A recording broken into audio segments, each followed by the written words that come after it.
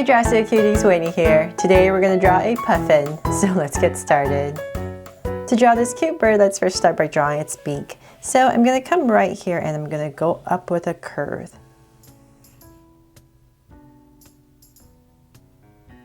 So nice big curve that goes up, and then down here we're going to come down, give a little bit curve, and then down. And so we're just going to end at the same level right here. And so that's our goal. From there, I'm going to go ahead and connect it with a curve. And then I'll come in here where this point is and just draw a soft curve through.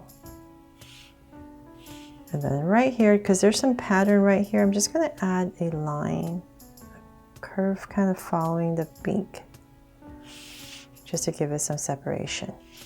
Okay, so from there, now that we have the beak in, let's go ahead and draw the head. So let's come back to this point right here, and we're just going to draw a big curve that goes all the way around. So we're just going to create this curve and come right back down. So then about right here, I'm just going to give it a little curve down for the neck area. And as we come to about right here, we're going to start to curve it out. Okay, so before I get started with the body, let's come back and draw the eye. So right in this area, above this line, above the beak, in this area, I'm going to go ahead and draw a circle. And I'll give it a little highlight right here and shade the rest in. So then from there, because the puffin's eye is pretty, it's very unique, right? There's this little triangular shape right here at the top. So I'm just going to go, there is also an orange rim around it, but right here, the center area, there's kind of this triangular shape right at the top. And then underneath the eye, there's also a little curve that comes out. So I'm going to try to do that here. So just flick out a curve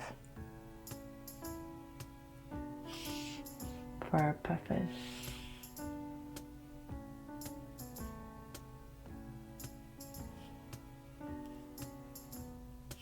Okay, something like that. Okay, then from there, we're going to go ahead and start the rest of the body. But right here, we have the curve for the neck. We're going to come out with a big curve, nice round curve for the chest area of our puffin. And then now this part is going to start to come down. So just go back and forth to create the shape for our puffin. And then now we can go ahead and come right here, round it off. And we're just all going to start to taper out to the back right here. Go back and forth. Right here, I'm just going to come down with a curve, goes all the way across, and then for the back. So I'm just going to have some indication of feathers. So about right here, I'm just going to start maybe one and then another one, another zigzag, and we're all aiming towards this area. Okay, so it's easier for my hand to go this way. So I'm going to start about right here where the neck curve is, come down a little bit. But right here, I'm going to start with a curve and just going to bring it all the way down.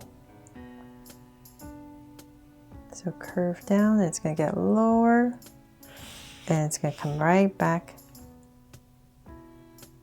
to connect back to your feathers on the back. There. And then whatever space you have left, go ahead and connect it. So for the pattern on our puffin here, it's kind of black over here. So let's come over here. Just going to follow my outside curve.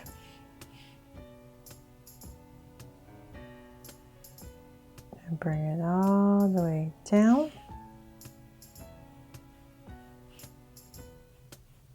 And it doesn't matter because it's all going to be black, so I'll color that in.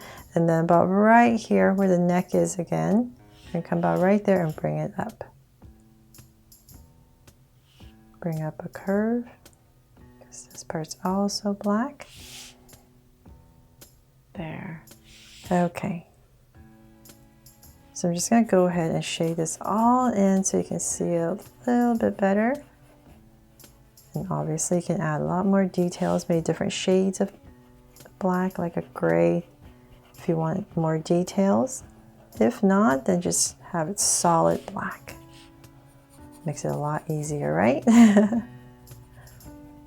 that's what makes puffins so cute too, right? The stark black and white.